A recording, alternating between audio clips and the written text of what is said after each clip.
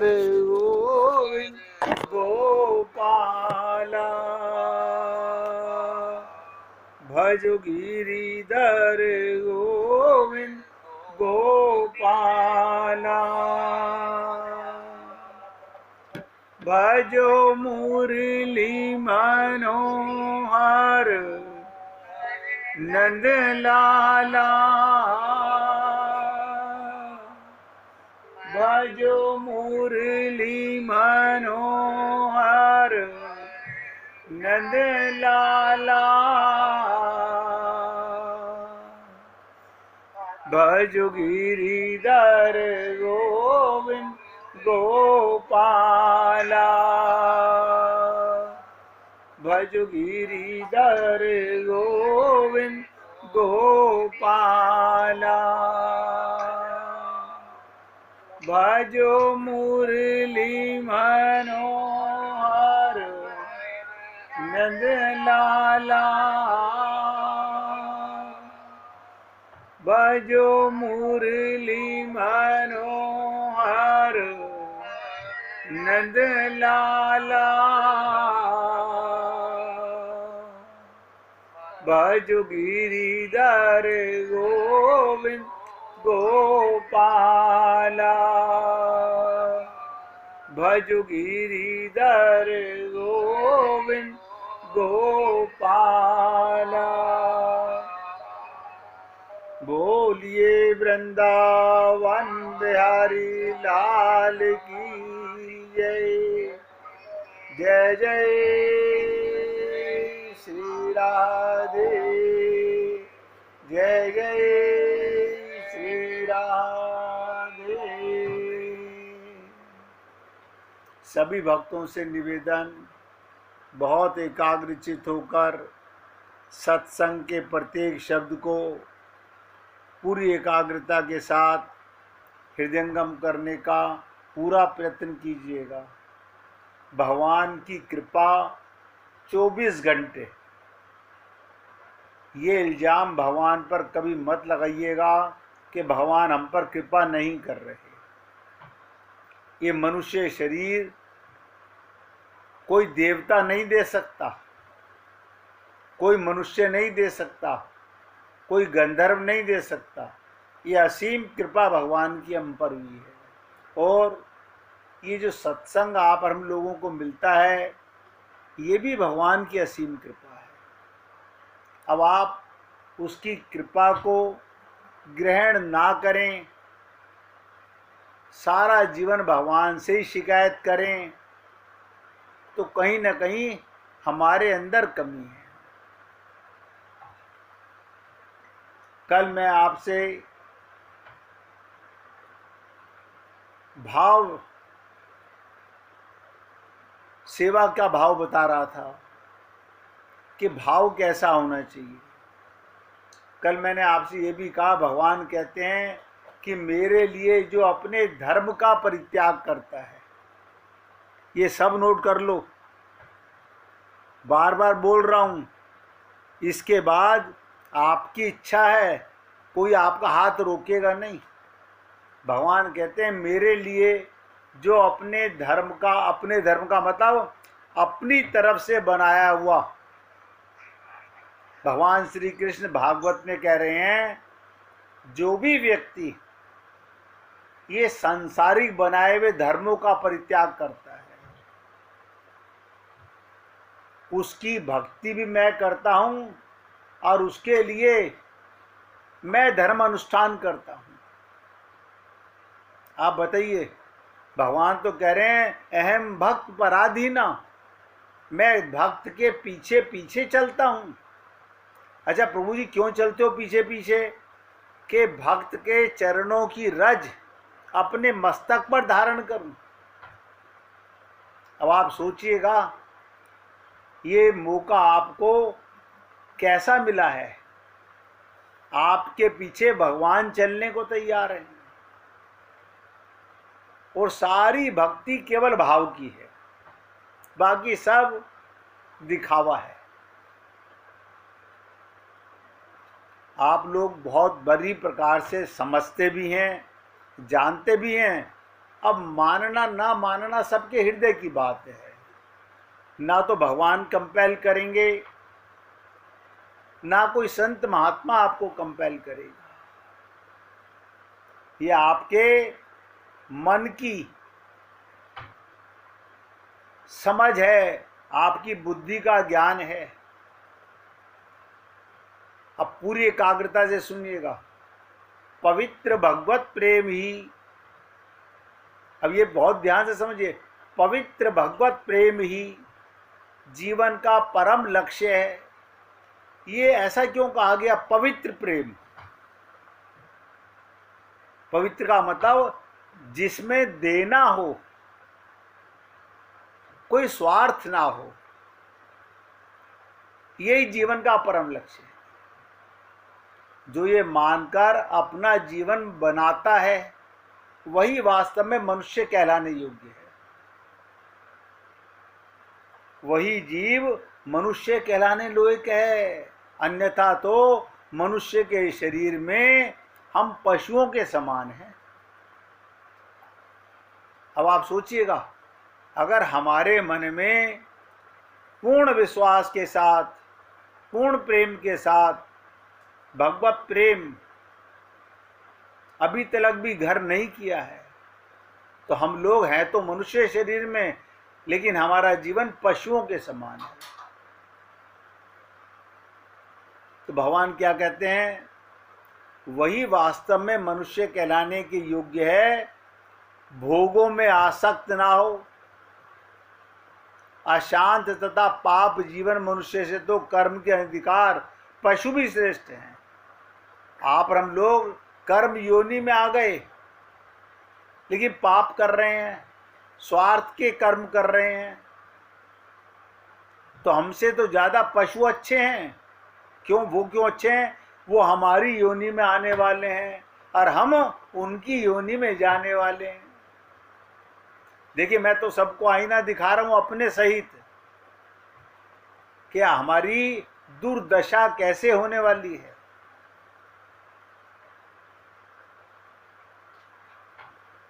इसके लिए दृढ़ संकल्प, इस लक्ष्य को सामने रखकर इस शरीर में आकर भी मैं अगर पशु बनना पड़ा तो धिक्कार है मनुष्य शरीर में आने का। दृढ़ संकल्प करके मनुष्य को सतत प्रयत्नशील होना चाहिए। कुछ छोटी सी बातें मैं आपके सामने रखूंगा कि हमें कैसे रहना चाहिए, क्या करना चाहिए।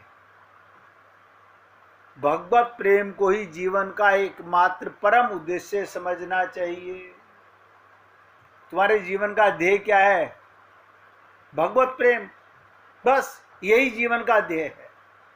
कोई मकान, कोई दुकान, कोई धन, ये कूड़ा करकट इकट्ठा करके करोगे क्या? आप सोचो, जो छोड़ के मरोगे उसे इकट्ठा करने में भी पाप करोगे और उसका फिर भोग भी करोगे।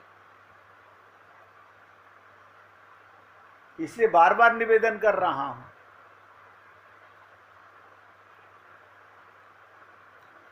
और हर हालत में निरंतर लक्ष्य में, अपने ध्यान में लक्ष्य रखकर ही काम करना चाहिए।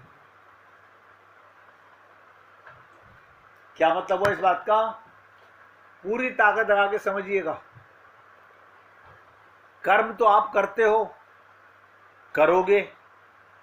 अब लक्ष्य क्या है आपका? गीता ने एक श्लोक में कहा कर्म योग। क्या मतलब? भगवान के निमित्त किया हुआ कर्म कर्म योग कहलाता है, और जो स्वार्थ के लिए किया हुआ कर्म है वो पाप कहलाता है। अब आप कहेंगे हम तो स्वार्थी नहीं हैं। बहुत अच्छी बात है, लेकिन जरा सोचिएगा, इस शरीर को भी अपना मानते हो, भगवान की कृपा मान के इसकी सेवा करो। परिवार की सेवा करो भगवान का परिवार मान के, समाज की सेवा करो भगवान की समाज मान के। अब आप समझ लीजिएगा, हमारा कहीं लक्ष्य भटक तो नहीं रहा है। जहां तक बन सके सहज ही स्वरूपता भोग त्याग, भोग आसक्ति का त्याग करना। क्या मतलब? खाना खाना भोग नहीं है, पानी पीना भोग नहीं है, लेकिन भोगों में लिप्त होना भोग है। अब इसी को समझ लीजिएगा, कोई भी भोग कब दुष्टकारी कहलाता है? जब हम उसमें लिप्त, हम उसके गुलाम बन जाते हैं। अब कोई व्यक्ति सिगरेट पीने वाला उसका गुलाम बन गया, कोई शराब पीने वाला उसका गुलाम बन गया, कोई पैसा कमाने के लिए गुलाम बन गया, माया का गुलाम बन गया। जहां तक बन सके जगत के किसी भी प्राणी, पदार्थ, परिस्थिति में राग ना रखना, बस। अब यहां एक चीज और करेक्शन करने का प्रयत्न करूंगा। फिर राग किस में रखें? भगवान के परिवार में। अब भगवान को ही नहीं देखा तो भगवान का परिवार कैसे मालूम पड़ेगा? इस पृथ्वी पर करोड़ों लोग हैं जो भगवान का परिवार है। आपके घर में इर्द गिर्द देखोगे, समाज में बहुत होंगे भगवान के परिवार के लोग, जो भगवान का पाने का ध्येय बना चुका, वो भगवान का परिवार। आपके परिवार में माता हो सकती हैं, पिता हो सकते हैं, रिश्तेदार हो सकता है, कोई भी हो सकता है, और उसमें ना कोई जाति का मतलब, ना किसी धर्म का मतलब। अन्यथा ये सोचकर ये मेरा बेटा, मेरी बहन, मेरा भाई, अगर इनमें राग है, सबका पाप हो रहा है। मैं बहुत खुल के बोल रहा हूं। अभिमान करना, घमंड करना, गर्व करना, तनिक सा भी आश्रय न देकर सदा अपने को अकिंचन भगवान के सामने दीनाति दीन मानना। जो कर रहे हो प्रभु, मुझे पता है, मुझे तो इस बात का भी रोना आता है कि आप मेरी तारीफ करा रहे हो, मैं करने वाला हूं कहां? करते हो तुम कन्हैया, मेरा नाम हो रहा है। सब कुछ भगवान कर रहा है। कहीं भी ममता ना रखकर, सारी ममता एकमात्र भगवान प्रियतम के कृष्ण, राधा कृष्ण के चरणों में, राम सीता के चरणों में केंद्रित कर देना। और तो परिवार के मेंबरों से ममता ना करें, उन्हें भगवान का मान के कर लो, बच जाओगे पाप से। मगर भगवान का मान के, ये बात खोपड़ी में हमेशा ध्यान में रखो। जगत के सारे कार्य, संसार के सारे कार्य, देखो कमाल की चीज, मैं अलग अलग नाम नहीं बता रहा हूं। आप चमार का काम कर रहे हो, आप नाई का काम कर रहे हो, आप कारपेंटर का काम कर रहे हो, आप दुकान चला रहे हो, आप कारखाना चला रहे हो, आप सोने की दुकान रखो, चाहे मिट्टी बेचने का काम करो, सारे कार्य उन भगवान प्रियतम के चरण सेवा के भाव से करना। जब दुकान पे जाओ, जब कारखाने में जाओ, जब नौकरी पे जाओ, तो मन में ये भाव रखो, हे गोविंद, ये तेरी सेवा, तेरी चरण सेवा कर रहा हूं। मैं हूं क्या? मुझे तो यही नहीं पता था, मैं अपने को शरीर मानता था। जब आत्मज्ञान हुआ तो सारा भ्रम मिट गया, सारा भ्रम मिट गया। किसी भी प्राणी में द्वेष, द्रोह ना रखकर, किसी से भी द्वेष दो मत रखो। अगर किसी से द्वेष रखोगे, किसी से बैर रखोगे, किसी से नफरत रखोगे, आप आगे कहीं नहीं जाओगे, वहीं पहुंच जाओगे। सब में राधा माधव की अभिव्यक्ति मानकर, देखो बुरे से बुरे व्यक्ति में भी ये मानो इसमें भी तो मेरा भगवान बैठा है। हो सकता है भगवान इससे लीला करा रहे हो। सबका सम्मान करना पर स्वयं कभी मान ना चाहना, ना कभी स्वीकार करना। अब एक बहुत इंपॉर्टेंट बात बता रहा हूं, बहुत एकाग्रता से सुनिएगा। संसार का स्मरण छोड़कर, क्या मतलब? हम कोई संसार की माला जपते हैं ना? कोई नहीं जपता। कोई अपने पति के नाम की माला नहीं जपता, कोई पत्नी के नाम की माला नहीं जपता। ये स्मरण क्या होता है? आप उनके साथ अपना संबंध मानते हो, यही स्मरण होता है। अब भगवान से अपना संबंध मान लो तो उनके लिए क्या मुझे माला जपनी है? ना ना, कोई माला नहीं जपनी। आपको आत्मज्ञान हो गया, जो करे सो हरि करे, मैं तो परमात्मा का अंश हूं बस। संसार का, जगत का स्मरण छोड़कर नित्य निरंतर भगवान के स्वरूप का, भगवान के नाम का, भगवान की लीला आदि का प्रेम याद रखो। प्रतिदिन जितना हो सके आपके गुरु के द्वारा दिया गया मंत्र, किसी भावना से नहीं, भगवान के चरणों का ध्यान करके, अपने गुरुओं के चरणों का ध्यान करके आप उसका स्मरण कीजिए जितना हो सके। और अगर किसी ने किसी गुरु से कोई मंत्र ना लिया हुआ हो तो महामंत्र का जाप कीजिए।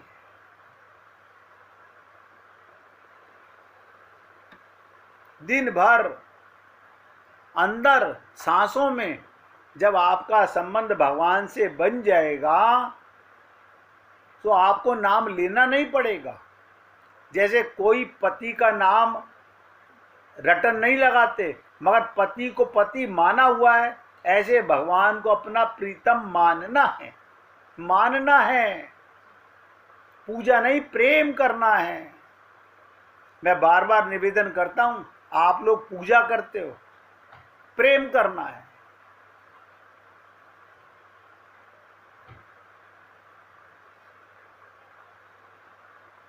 अपनी इच्छाओं का त्याग करके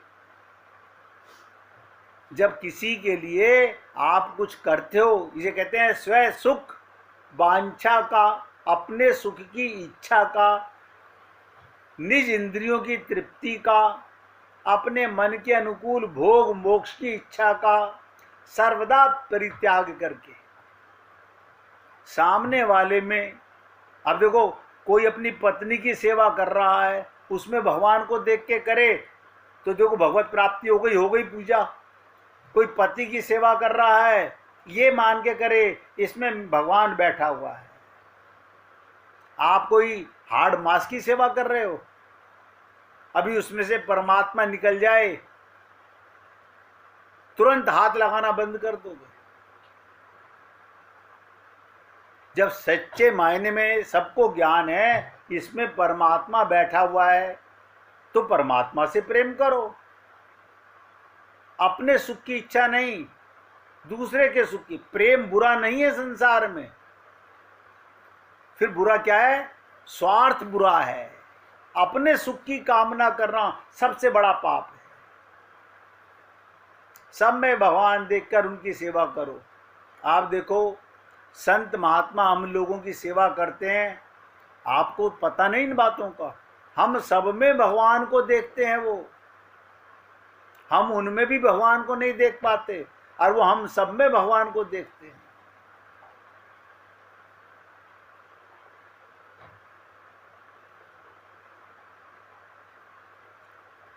एक संत कहा करते थे, आगे बढ़ना है प्रेम में तो प्रत्येक भक्त को मंजरी भाव, ये नोट करो, मंजरी भाव क्या होता है?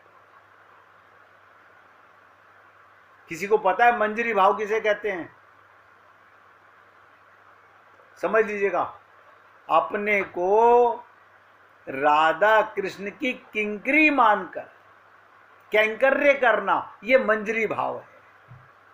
आठों पहर राधा कृष्ण के सुख सेवा संपादन में अपने को सर्वदा खो देना, मिटा देना, सेवामय बना देना।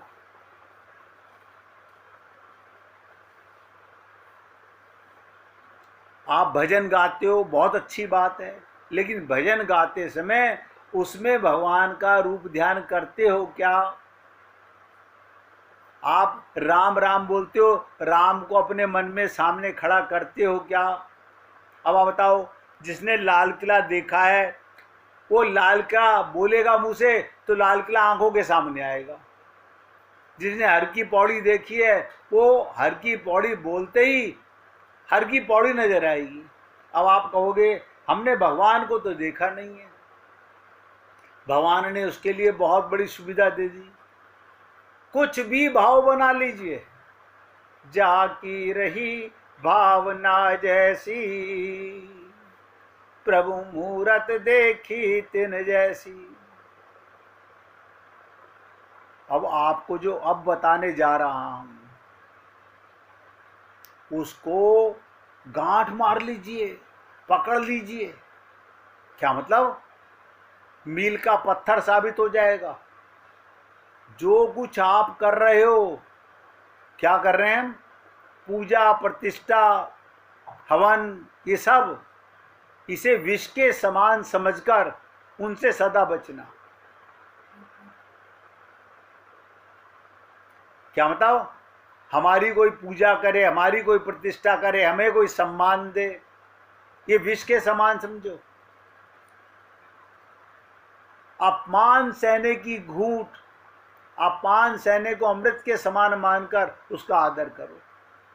वरना हम क्या कहते हैं? हमने तो इतना कुछ किया, उन्होंने बेइज्जती करने में देरी नहीं लगाई। अरे बाबा, बेइज्जती में ही तुम्हारी इज्जत है। अगर ऐसा करोगे तो प्रेम मार्ग पर, आप बताओ कौन से मार्ग पर चलना है? प्रेम मार्ग पर। आप कौन से मार्ग पर चल रहे हो? मनोमयी मार्ग पर। जो आपके मन में भाव आता है आप उस पर चल रहे हो। हम सब, कोई नहीं समझ पा रहा। ये बहुत विकराल चीज है। कौन सा भाव होना चाहिए? प्रेम भाव होना चाहिए, बस, केवल प्रेम भाव।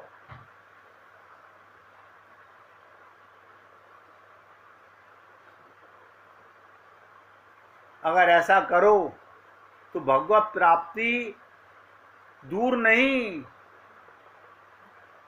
आपके कदम चूमने को तैयार है। कल मैं आपसे भाव की बात कर रहा था और मैंने कहा कहीं भी बैठ जाओ, अपने कमरे में बैठ जाओ, पटरी पे बैठ जाओ, पेड़ के नीचे बैठ जाओ, पार्क में जाके बैठ जाओ और आंखें बंद करके ध्यान करो। काहे का? जो आपको सबसे अच्छी जगह लगती है। अब किसी को हरिद्वार बहुत अच्छा लगता है, किसी को यमुना बहुत अच्छी लगती है, किसी को समुद्र बहुत अच्छा लगता है, और वहां पर देखो आंखों से कि बालू फैली हुई है और उनमें मोर पंख वाला, मुरली वाला, पीतांबरधारी, मंद मंद मुस्कुराता हुआ नंद नंदन नृत्य कर रहा है। और देखो कब तक नृत्य करेगा? बहुत से लोग कहते हैं वो आता तो है भाग जाता है। ना ना, भागेगा कैसे? अगर आप भगाओगे तो भागेगा।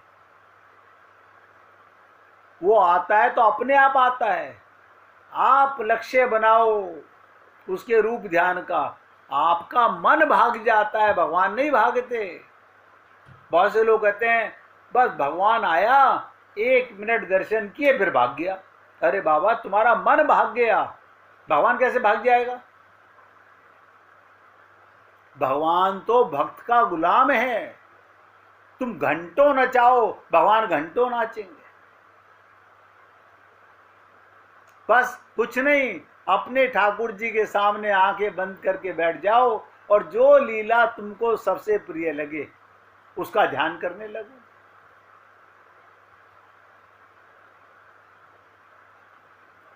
जब व्यक्ति ऐसी साधना करता है और अपने को भूल जाता है, ये नोट करो, स्वयं को भूल जाना, इसका मतलब अमन हो जाना। अब मन नहीं रहा, अब भगवान ही भगवान है। वरना हमारे अभी पूजा करके अभी मुझे दफ्तर जाना है, अभी मुझे दुकान जाना है, अभी मुझे खाना है। अरे बाबा, मैं तो कह रहा हूँ रात को सोते समय ध्यान कर लो, जब खाली हो तब ध्यान कर लो। भगवान को कोई जल्दी नहीं है। भगवान ने नहीं कहा सुबह सुबह उठ के मेरा ध्यान करो। और सुबह आपके घर में 4 बच्चे हैं, उनको तैयार करना है, तो उनकी तैयारी में भगवान का प्रेम देखो। जब मौका मिले, जिस दिन आप भगवान की लीला ध्यान करते करते खुद खो गए, खुद ना रहे, खुद ना रहे, केवल लीला रही, उसमें भगवान क्या कहते हैं उसकी चर्चा करेंगे। पहले महामंत्र का जाप कीजिए।